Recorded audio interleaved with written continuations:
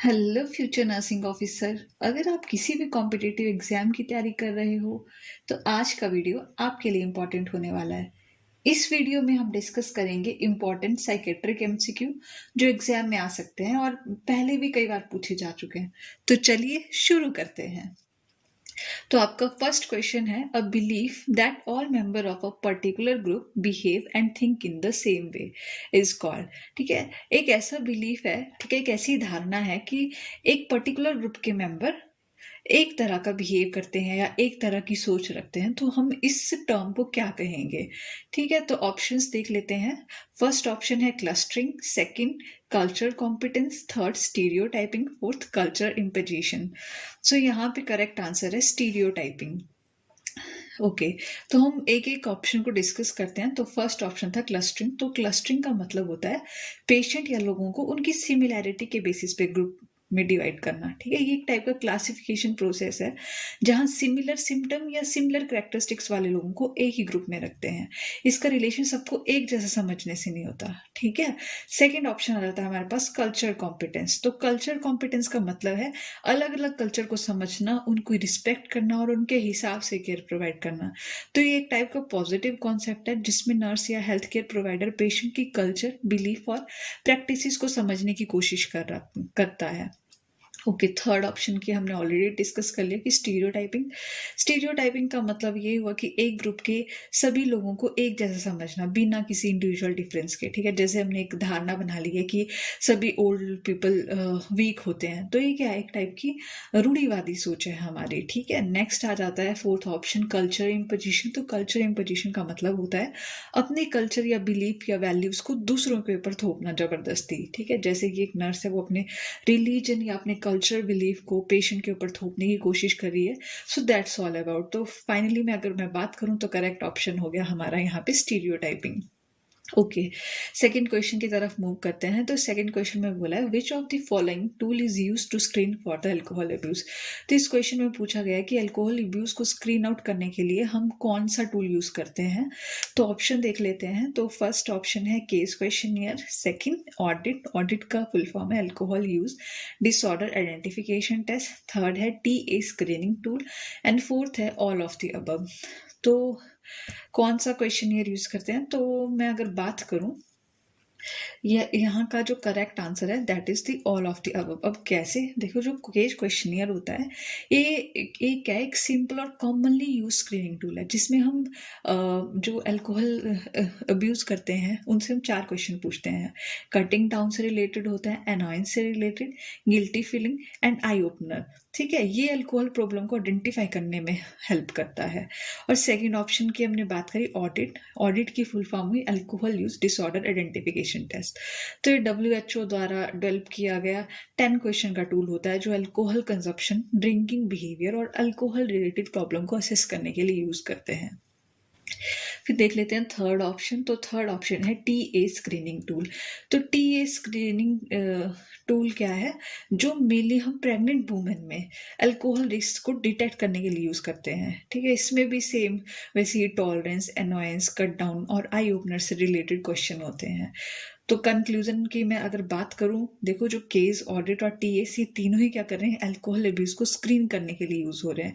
इसीलिए correct answer हमारा option D है, that is all of the above. Okay, next question देख लेते हैं। थर्ड क्वेश्चन है कि giving a patient a hypothetical situation is done to assess which of the following. इसमें पूछा है कि अगर हम पेशेंट को कोई हाइपोथेटिकल सिचुएशन दे रहे हैं, ठीक है, उस चीज में हम क्या चीज असेस कर रहे हैं। ठीक है, तो ऑप्शंस हैं कॉम्प्रीहेंशन, जजमेंट, इंसाइट, एब्स्ट्रैक्टिबिलिटी। तो अगर इसके मैं करेक्ट आंसर की बात करूं तो ये इसका आंसर होगा जजमेंट। ठीक है, तो अगर मैं बात करूं ऑप्शंस की, सबसे पहले कॉम्प्रीहेंशन। तो कॉम्प्रीहेंशन का मतलब होता है समझने की एबिलिटी। इसमें देखा जाता है कि पेशेंट इंस्ट्रक्शन या क्वेश्चन को सही तरह से समझ पा रहा है या नहीं। ठीक है, फॉर एग्जाम्पल इस इंस्ट्रक्शन को फॉलो कीजिए या सिंपल क्वेश्चन का आंसर देना। So that's all about in comprehension. Second judgement. Judgement का मतलब होता है कि डिसीजन मेकिंग एबिलिटी कितनी है पर्सन की। ठीक है, जैसे कि हम पेशेंट को हाइपोथेटिकल सिचुएशन देंगे, जैसे हम उनको बोल सकते हैं अगर आपके घर में आग लग जाएगी तो आप क्या करोगे।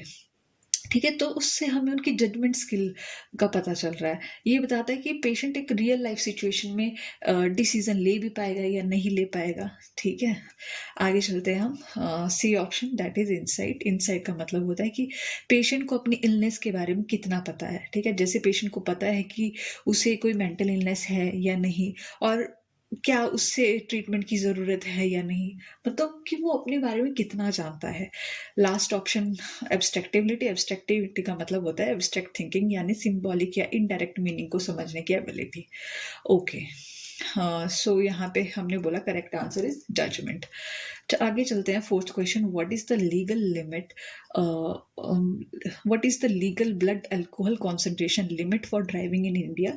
सो इस क्वेश्चन में पूछा गया है कि इंडिया में ड्राइविंग के लिए लीगल ब्लड अल्कोहल कॉन्सेंट्रेशन यानी BAC लिमिट कितनी होनी चाहिए। तो ऑप्शन देख लेते हैं।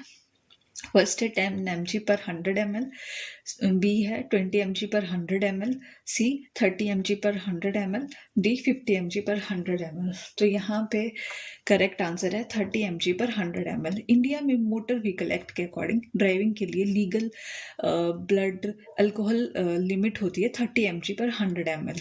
ठीक है, इसका मतलब है कि अगर किसी ड्राइवर के ब्लड में अल्कोहल लेवल 30 mg से ज़्यादा हो जाता है तो उसे हम ड्रंक एंड ड्राइव का केस मानेंगे। ऐसी सिचुएशन में पर्सन को फाइन हो सकता है, उसका लाइसेंस सस्पेंड हो सकता है, या फिर वो जेल तक भी जा सकता है। ओके, नेक्स्ट क्वेश्चन की तरफ मूव करते हैं। तो अगला क्वेश्चन है कि sudden temporary loss of muscle tone triggered by strong emotion is called. ठीक है, तो इस क्वेश्चन में पूछा है कि जब किसी पर्सन को स्ट्रॉन्ग इमोशन के बाद अचानक से वो अपने मसल टोन को टेम्परेरी लॉस कर रहा है तो उस टर्म को हम क्या कहेंगे। तो ऑप्शन देख लेते हैं, कैथरेसिस, कैटाप्लेक्सी, कॉन्फिब्रिलेशन, एंड डी है कंपल्शन। तो यहाँ पे क्वेश्चन का फोकस है कि इमोशन के बाद सडन मसल टोन। ठीक है, तो इसका करेक्ट आंसर है कैटाप्लेक्सी।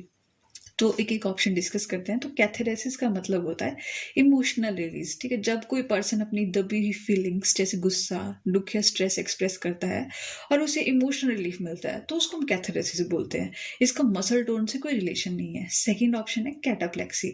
तो कैटाप्लेक्सी एक ऐसी कंडीशन है जिसमें हम स्ट्रॉन्ग इमोशन जैसे हंसी, सरप्राइज या एक्साइटमेंट से सडनली मसल टोन का लॉस हो जाना। इसमें पर्सन गिर भी सकता है, ठीक है, या फिर वो वीक फील कर सकता है। यूजुअली वो उसका होश बना रहेगा, मतलब वो कॉन्शियस होगा।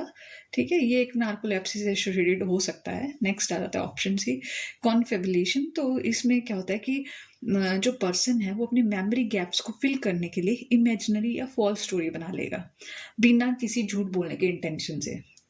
Okay, option D compulsion.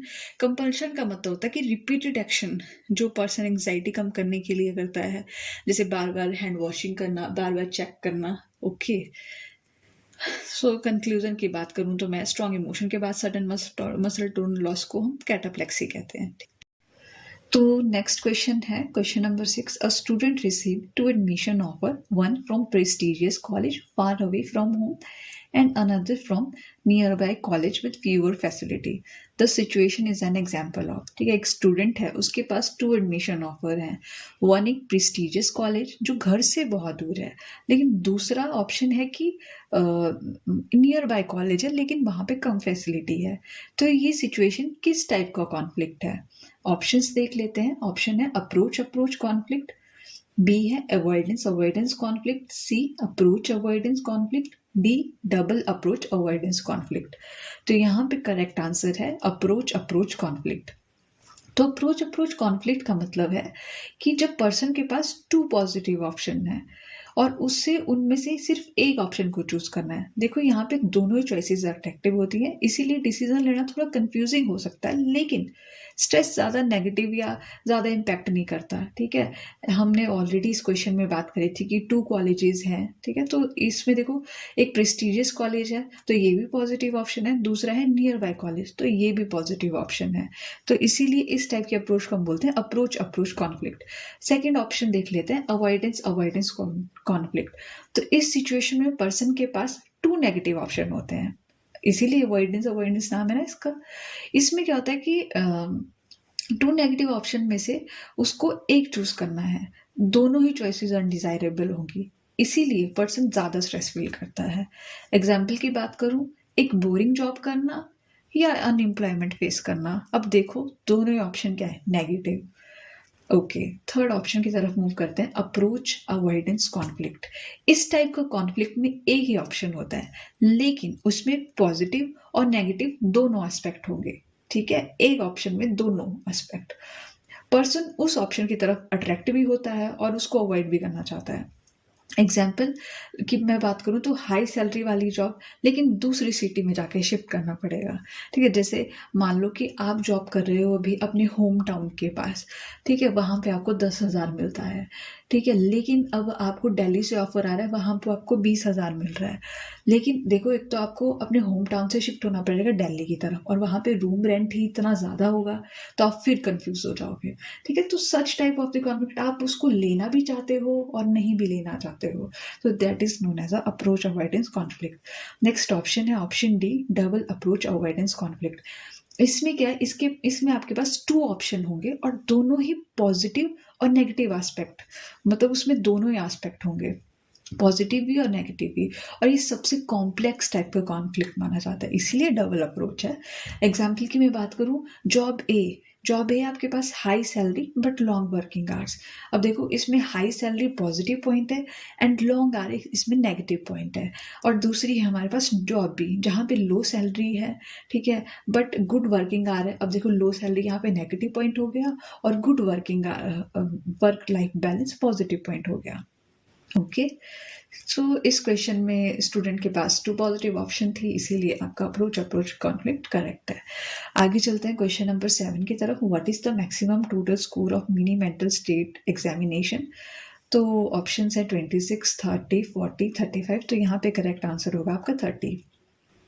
तो एमएमएससी एक कॉमनली यूज्ड स्क्रीनिंग टूल है जो कोग्निटिव फंक्शन को असेस करने के लिए यूज होता है। ठीक है, इसका यूज हम डिमेंशिया, कंफ्यूजन और कोग्निटिव इम्पेयरमेंट को डिटेक्ट करने के लिए करते हैं। ठीक है, इसमें अलग अलग एरियाज होते हैं जिनको हम असेस करते हैं, जैसे कि orientation, registration, attention and calculation, recall, language, ability to follow the command. तो इन सब सेक्शन का टोटल मैक्सिमम स्कोर 30 होता है। The nurse asked the patient how are pen and pencil alike, this question assess.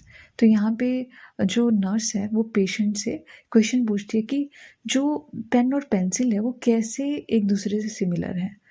ठीक है, तो इस question में जो नर्सिंग ऑफिसर है वो पेशेंट में क्या असेस कर रही है, मेमोरी, जजमेंट, एब्स्ट्रैक्शन या ओरिएंटेशन। तो देखो, पेन और पेंसिल कैसे एक जैसे हैं, तो वो ये चेक कर रही है कि पेशेंट की एब्स्ट्रैक्ट थिंकिंग क्या है। ठीक है, अगर पेशेंट बोलता है कि दोनों से हम लिखते हैं, तो इसका मतलब कि पेशेंट की एब्स्ट्रैक्ट थिंकिंग नॉर्मल है। अगर पेशेंट बोलता है कि पेन ब्लू होता है और पेंसिल ब्लैक होती है, तो ये कॉन्क्रीट थिंकिंग है। तो यहाँ पे हमारा करेक्ट आंसर होगा एब्स्ट्रैक्शन। क्वेश्चन नंबर 9 है, which of the following is commonly referred to as a gateway drug? तो ऑप्शंस देखने से पहले हमें गेटवे ड्रग का पता होना चाहिए। देखो, जब कोई पर्सन नशा स्टार्ट करता है तो वो किसी माइल्ड सब्सटेंस से शुरू करता है और वो धीरे धीरे स्ट्रॉन्ग और डेंजरस ड्रग तक पहुंचता है। तो उस फर्स्ट सब्सटेंस को, ठीक है, जिससे उसने वो नशा शुरू किया, उसे गेटवे ड्रग कहते हैं। एग्जाम्पल ले लेते हैं। सोचो, एक स्टूडेंट ने सिर्फ सिगरेट और अल्कोहल ट्राई की, फिर उसको लगा यार ये इतनी बुरी चीज तो नहीं है। फिर उसकी क्यूरियोसिटी बढ़ती गई और वो और भी ज्यादा गंदे नशे की तरफ चला गया, जैसे वो कोकीन लेना शुरू कर देगा, हीरोइन तक पहुंच जाएगा। तो इस टाइप के ड्रग को हम क्या कहते हैं, गेटवे ड्रग, जहां से वो स्टार्ट कर रहा है। ठीक है, अब तो आप इसका आंसर कर सकते हो। अब ऑप्शन देखते हैं। ऑप्शन ए है अल्कोहल, बी हीरोइन, सी मॉर्फिन, डी कोकेन। तो यहाँ पे करेक्ट आंसर है अल्कोहल। ठीक है, तो अल्कोहल क्या है, कॉमनली गेटवे ड्रग होता है क्योंकि लोग सब्सटेंस यूज की शुरुआत यूजुअली अल्कोहल से ही करते हैं। ठीक है, बाद में वो अदर चीज़ों पे मूव करना शुरू करते हैं। ठीक है, फिर आ जाता है हमारे पास क्वेश्चन नंबर 10। द रोशा के inkblot test is the projective psychological test use to explore. कि जो रोशा के इंक ब्लॉट टेस्ट है उसको हम किस चीज़ को एक्सप्लोर करने के लिए यूज करते हैं? ठीक है, ब्रेन साइज को, अनकॉन्शियस इंटेंशन को, ड्रीम्स को, कॉन्शियस डिजायर को। तो यहाँ पे करेक्ट आंसर है अनकॉन्शियस इंटेंशन को। तो देखो, जो रोशाके इंक ब्लॉट टेस्ट है वो एक प्रोजेक्टिव साइकोलॉजिकल टेस्ट है जिसमें पेशेंट को इंक ब्लॉट इमेजेस दिखाई जाती हैं और उनसे पूछा जाता है कि उन्हें उसमें क्या दिखाई दे रहा है।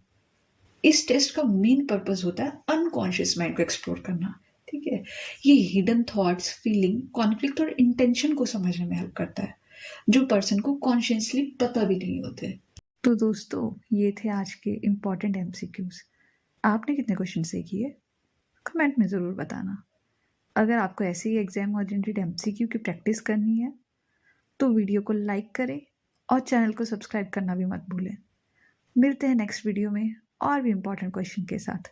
तब तक प्रैक्टिस करते रहिए और अपने सिलेक्शन के एक स्टेप और भी करीब आते रहिए।